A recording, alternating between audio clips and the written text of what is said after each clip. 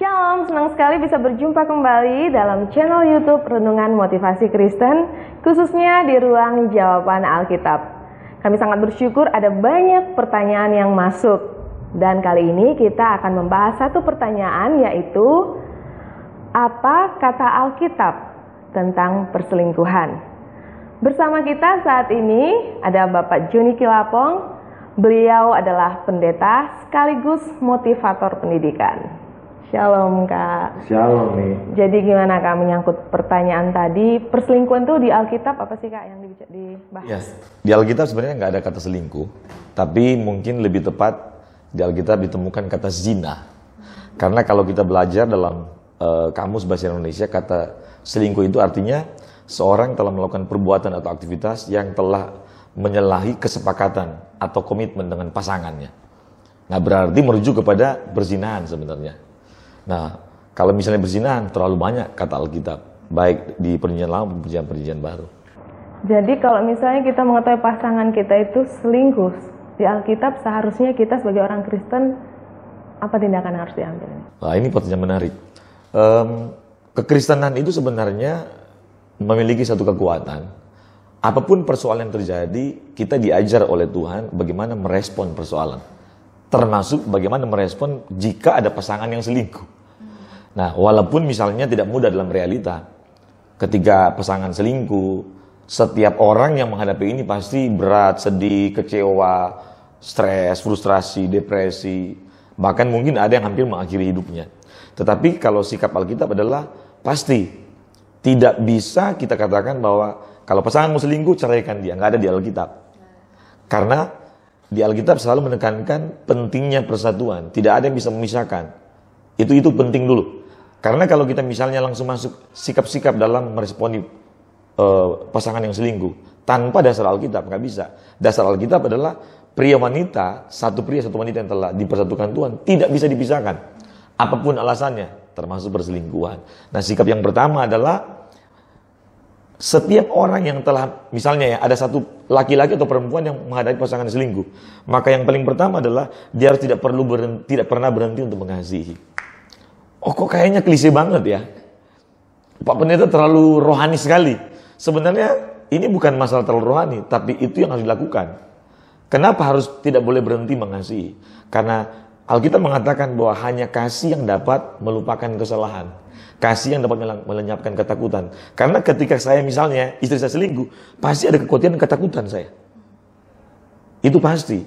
Nah, ketika misalnya saya menerus mengasihi pasangan saya, tidak mungkin akan bertumbuh satu pikiran bahwa saya akan mengakhiri hubungan saya, atau saya terus akan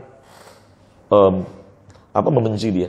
Karena yang paling penting ketika pasangan selingkuh, maka pernah lihat nggak kalau misalnya ada seorang ibu ketika suaminya selingkuh? Coba kita perhatikan ya. Selalu bahasanya begini. Kalau dia tidak mengasihi ya, memang saya sudah curiga dari awal nih Pak Pendeta. Yang kedua, ini bukan cuma sekali Pak, benar kan? Hampir-hampir kalimat-kalimat dia, cerita dia tentang pasangan dia yang selingkuh, tidak ada satu kebaikan yang ada dalam diri pasangannya. Nah, ini menjadi celah bagi setan untuk mulai terus menemukan pemikiran kita bahwa pasanganmu memang nggak benar. Pasanganmu bukan yang terbaik, kamu salah mengambil keputusan. Itu kan intimidasi semuanya. Nah, Pak, ada metode lain. Metode lain, misalnya orang bilang, oke, berdoa. Harus, ya kita harus berdoa. Tapi berdoa tanpa mengasihi nggak bisa. Banyak orang berdoa, tapi sebenarnya dia nggak punya usaha untuk mengasihi. Kekuatan orang untuk menerima kembali pasangannya cuma satu, kasih dulu. Kita nggak bisa menerima orang yang bersalah sama kita kalau kita nggak punya kasih yang kuat mengasihi dia. Nah, jadi perbesar kasih kita, maka dengan sendirinya kebencian itu akan berkurang pasti. Nah, itu maksudnya sebenarnya. Tapi pertama kan klise banget ini. Tapi itu powerful, itu modal. Yesus datang ke dunia karena apa? Dia mengasihi kita. Tidak ada yang lain. Tidak ada metode yang lain. Tidak ada alasan yang lain dia datang ke dunia. Dan kasih itu menutupi banyak dosa. Itu Alkitab pasti benar lah. Dan pasti kasih akan menyembuhkan kebencian dan tumbuh dalam hidup kita. Kasih akan menghapus semua kesalahan dari pasangan kita. Kasih akan membuat kekecewaan menjadi satu sukacita. Kasih akan membuat orang yang kita benci akan kita terima dan akan kembali mengingat ternyata dari semua kesalahan dia banyak kebaikan yang dilakukan buat saya. Itu kalau bicara kasih banyak sekali. Itu sebabnya Tuhan bilang Allah itu kasih, bukan sifatnya kasih. Tapi kan perselingkuhan tetap berjalan, meskipun mungkin satu pasangan ini yang setia tetap mendoakan, tetap mengasihi, kehidupan terus berjalan, pasangan yang tetap berselingkuh, apakah tetap dia harus tetap mengasihi dan menunggu sampai ada perubahan ke arah yang lebih baik? Kebenaran mutlak dan tidak bersifat situasional. Jadi yang namanya kebenaran pasti bagi kita tidak bisa menafsir yang lain, tunduk aja, ikutin aja kebenaran itu. Artinya seberapa lama Tuhan menjawab doa saya kan saya nggak tahu. Intinya adalah Tuhan minta kita terus menabur kasih aja. Karena ketika kita menabur kasih, pasti kita akan menuai kasih itu. Hukum tabur tuai pasti berlaku. Seberapa lama Pak? Kita nggak tahu. Tapi kalaupun itu lama, satu hal yang kita harus pikirkan bahwa itu untuk kebaikan jiwa dan karakter kita sebenarnya. Karena karakter seseorang tidak bisa dibentuk dengan mata kuliah di kampus. Kita nggak dijual di toko-toko, bahkan Tokopedia nggak jual, benar kan? Semua yang online shop segala macam itu dia nggak jual. Dia tidak pernah menjual karakter yang sabar. Dia tidak pernah menjual karakter yang tekun. Dia tidak pernah menjual karakter yang penuh kemurahan. Ketika orang lain terus membenci kita terus murah hati sama dia. Di toko-toko manapun nggak jual loh itu. Alkitab yang kasih tahu. Kasihilah musuh, apalagi pasanganmu. Berarti di sini harus mematikan ego kita juga. Setuju. Ya? Jadi sebenarnya begini, kalau saya boleh ngomong yang ekstrim ya, memang ini sulit. Tetapi kalau kita percaya sama Alkitab, kita pasti akan mendapatkan manfaat dari apa kata Alkitab.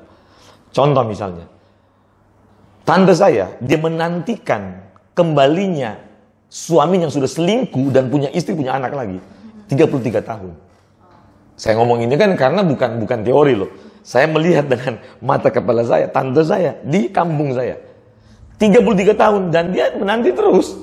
Tetap beribadah, dia nak pusing ini suaminya mau ngapain. Yang dia lakukan adalah fokus, saya hanya menantikan Tuhan. Saya percaya waktu Tuhan akan tiba. Saya percaya Tuhan pasti bekerja. Saya percaya apa yang saya tabur pasti akan saya tuai. Dia nak pusing. Nah kebanyakan, kenapa terjadi ketidaksabaran? Karena dia bukan fokus pada melakukan sesuatu yang benar. Fokus pada, suami saya ngapain nih sekarang?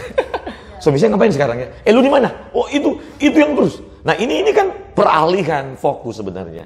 Tapi ketika misalnya seseorang yang menantikan jawaban Tuhan fokus kepada kebenaran, Tuhan tidak pernah berbohong. Kebenaran kan sifatnya slow but sure. Iya kan? Pasti itu. Rumus matematika terbatas, tapi kebenaran lebih pasti dari rumus matematika. Kebenaran lebih pasti daripada terbitnya matahari sebelah timur dan terbenamnya matahari sebelah barat. Harus bisa merendahkan hati, nggak boleh kan beberapa orang kadang gini, ya dia selingkuh, gue juga bisa kali, gue lebih laku dari dia. Iya, karena sebenarnya begini, kenapa seseorang tidak sabar menanti janji Tuhan? Karena begini sebenarnya, keinginannya itu lebih kuat keinginan daging daripada keinginan untuk tunduk pada kehendak Tuhan. Itu sebabnya Yesus pada waktu dia datang, kuncinya Yesus berhasil, Filipi 2 ayat 1-9, itulah sebabnya Allah sangat meninggikan dia. Kan sebenarnya Yesus sudah punya kunci dasar apa? Dia telah kosongin dulu. Dia kosongin, dia isi dengan kehendak Bapa. Karena dia bilang, makananku ialah melakukan kehendak Bapa. Ikuti aja Yesus. Kosongin semua keinginan daging, penuhi dengan kehendak Allah, karena kehendak Allah adalah kekuatan kita menghadapi berbagai macam kesulitan hidup. Termasuk pasangan yang mengkhianati. Oke, thank you ya Kak ya. Oke, luar biasa pembahasan kita hari ini mengenai perselingkuhan. Jadi sudah jelas apa kata Alkitab ya.